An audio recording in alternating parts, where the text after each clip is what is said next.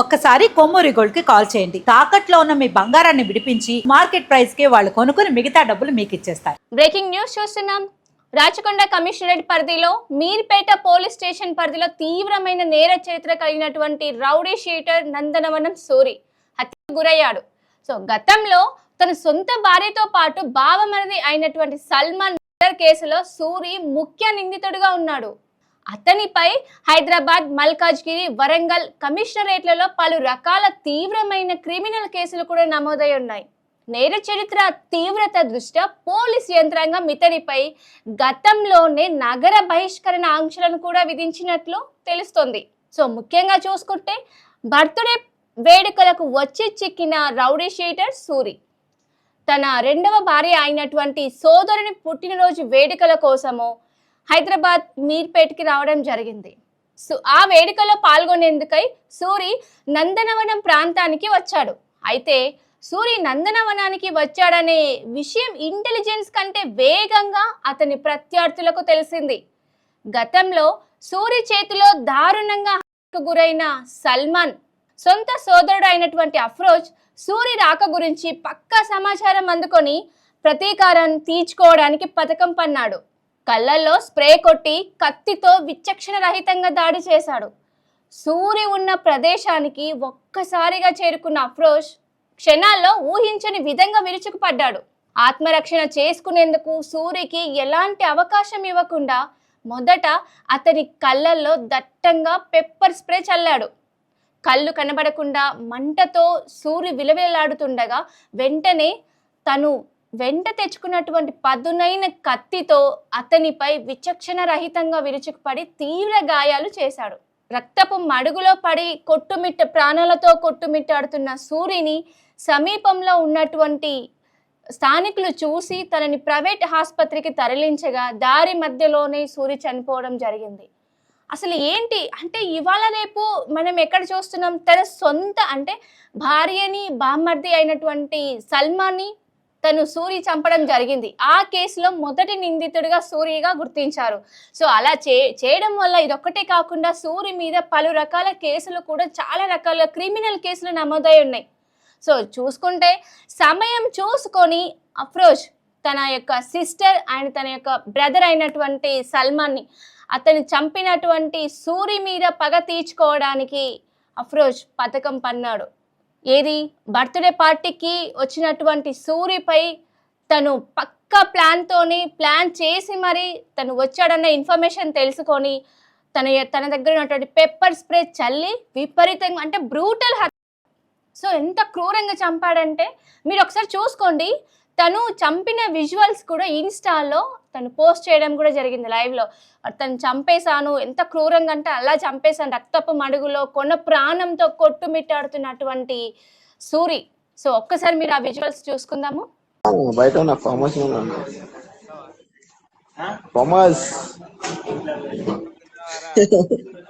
ఎట్లుందరా ఆట మున్నాకి సామ్మే దియా నా షాట్ మున్నా జయనా డబ్బా కానీ ఇచ్చిన మనకి రోడ్ మీద कैसा है ना जलवा मस्त बोली कहना क्या करना देखो मेरा आपको पुक्का एरिया ना అని కొట్టని పోయినా నాకు తలిగిపోయింది.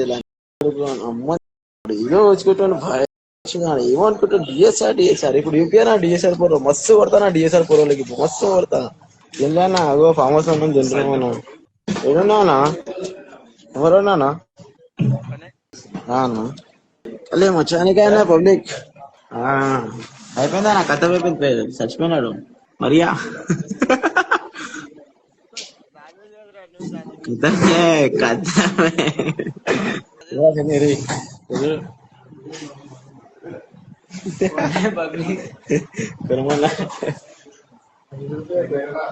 దొరికింది చాయిస్ అలా అన్నా వదులుతామా అన్నా తినవా లేదానా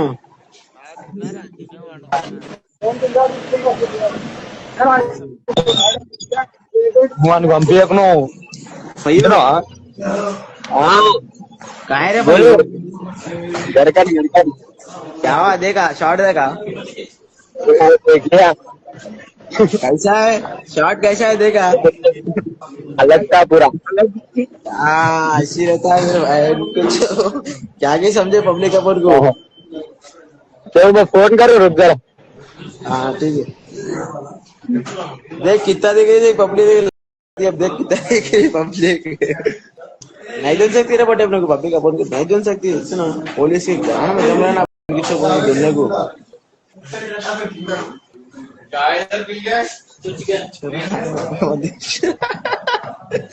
రా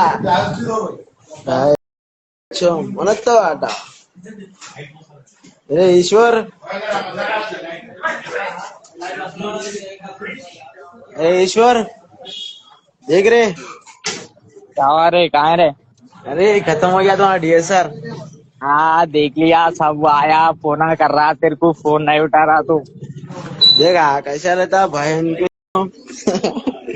अलग ही रहता बहन को। देख पोका गिरे। मालूम है रे बट्टे, मेरे को मालूम है तू कर सकता बोल के। खत्म हो गया सस्पेंड राडो। తెలుసురా।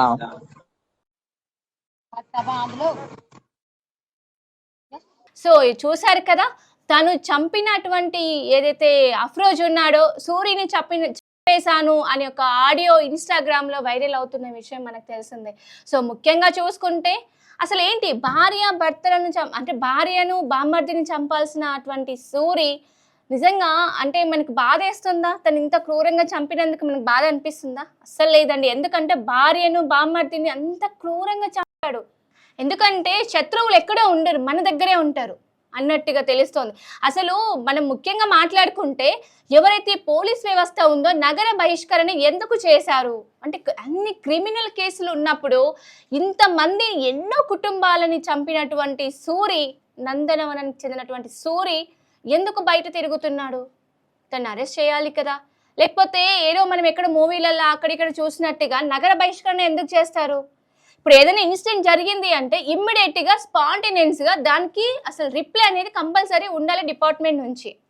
సో నిజం చెప్పాలి అంటే తను ఎంతమందిని క్రూరంగా అంత బ్రూటల్గా చంపేశాడు, ఎన్ని ఫ్యామిలీస్ సఫర్ అయి ఉండొచ్చు.